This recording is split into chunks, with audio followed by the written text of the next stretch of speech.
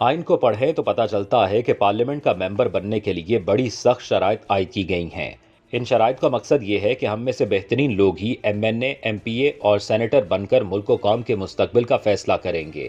چونکہ انہی ممبران پارلیمنٹ سے ہمارے وزیر اعظم، وزرائے اعلیٰ اور وزیر منتخب ہوتے ہیں، تو آئین کا آرٹیکل 62-63 اس بات کو یقینی بناتا ہے کہ ہمارا حکمران طبقہ، ہمارے پالیسی میکرز ایماندار ہوں، سچے ہوں، بہترین کردار کے مالک ہوں، باعمل مسلمان ہوں، بڑے گناہوں اور برائیوں کی وجہ سے نہ جانے جاتے ہوں، اسلام کے بارے میں کافی علم رکھتے ہوں، وغیرہ وغیرہ۔ افسوس کہ آئین کی ان شقوں پر عمل نہیں ہوتا، جس کی وجہ سے ہر قسم کے لوگ پارلیمنٹ میں آ جاتے ہیں اور ہم پر حکمران بن کر مسلط ہو جاتے ہیں۔ ان آئینی شقوں کی خلاف ورزی پر کبھی کسی نے یہ نہیں کہا کہ ان تمام افراد اور اداروں کے خلاف آرٹیکل 6 لگایا جائے جو ان آئینی شقوں پر عمل درآمد کرنے میں دلچسپی نہیں لیتے۔ اس سلسلے میں سب سے اہم ذمہ داری الیکشن کمیشن اور عدلیہ کی ہے، جن کو آئین کی ان شقوں پر مکمل عمل درآمد یقینی بنانا چاہیے۔ اگر ان شقوں پر عمل ہو تو چاہے کوئی بھی سیاسی جماعت ہو، کوئی بھی اقتدار میں آ جائے، ہمارے ممبران پارلیمنٹ اور حکمران صرف اور صرف اچھے کردار کے مالک، سچے، ایماندار اور باعمل مسلمان ہی ہو سکتے ہیں۔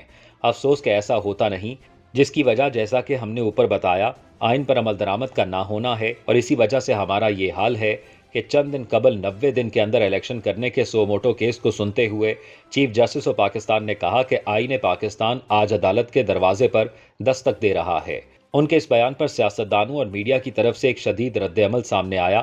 لیکن ہم یہ سوچ رہے تھے کہ اگر 90 دن کے اندر الیکشن کرانے کی آئینی شق کی خلاف ورزی کے خطرے کو محسوس کر کے چیف جسٹس صاحب کو عدالت کے دروازے پر آئین کی دستک سنائی دی ہے، تو اسی آئین کی اسلامی شقوں بشمول آرٹیکل 62-63 کی کھلم کھلا خلاف ورزی پر یہ دستک محسوس کیوں نہیں ہو رہی؟ آئین کے آرٹیکل 31 کے مطابق ریاست اور اس کے تمام اداروں کی ذمہ داری ہے کہ وہ پاکستان میں رہنے والے مسلمانوں کو اسلامی تعلیمات کے مطابق ماحول فراہم کریں، لیکن ہمارا ماحول اور ہمارے فیصلے مغرب کی تقلید میں زیادہ نظر آ رہے ہیں اور کوئی بولتا بھی نہیں۔ آئین میں کتنی ہی شقیں ایسی ہیں جن پر کوئی عمل نہیں ہو رہا، بلکہ ان کی خلاف ورزی ہو رہی ہے، لیکن صرف چند شقوں سے متعلق ہی ہمارے حکمران اور سیاستدان آئین اور آئین کی پاسداری کی بات کرتے ہیں، جبکہ عدالتوں کے دروازے پر دستک بھی اپنی من پسند آئینی شقوں سے متعلق ہی ہوتی ہے۔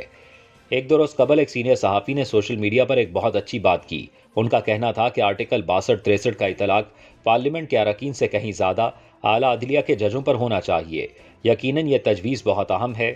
اعلیٰ عدلیہ کے ججوں کی تعیناتی کے لیے کوئی شرائط موجود نہیں، نہ ہی ہائی کورٹ اور سپریم کورٹ میں ججوں کی تعیناتی کے لیے کوئی مقابلے کا امتحان ہوتا ہے۔ ان ججوں کی تعیناتی پک اینڈ چوز کی بنیاد پر ہوتی ہے۔ جہاں تک ایمانداری، سچائی، بہترین کردار کا تعلق ہے، تو یہ شرائط تو واقعی ہر جج کے لیے لازم ہونی چاہیے۔ ججوں کا کردار، ان کی ایمانداری، ان کی سچائی اور انصاف پسندی ایسی ہونی چاہیے کہ کوئی ان پر انگلی نہ اٹھا سکے، لیکن ہماری عدلیہ اور ججز سے جڑے تنازعات ہی ختم نہیں ہوتے۔ ان پر طرح طرح کے الزامات لگتے ہیں، ان کے فیصلوں سے انصاف کی بجائے ناانصافی اور طاقتور کی حمایت کی بو آتی ہے۔ انہوں نے بار بار آئین کو کچلنے والوں کا ساتھ دیا۔ آرٹیکل 62-63 کو ان کی روح کے مطابق اکراس دا بورڈ لاگو کرنے کی بجائے اس کو اپنی پسند اور ناپسند کی بنیاد پر چند ایک سیاستدانوں کے حق یا ان کے خلاف استعمال کیا۔ اس میں کوئی شک نہیں، اگر ہمارے جج اور عدلیہ سچے، ایماندار، انصاف پسند ہوں تو دوسرے تمام ادارے بھی صحیح کام کریں گے، سب کو انصاف ملے گا۔ اگر عدلیہ اس ملک کی قسمت کو بدلنا چاہتی ہے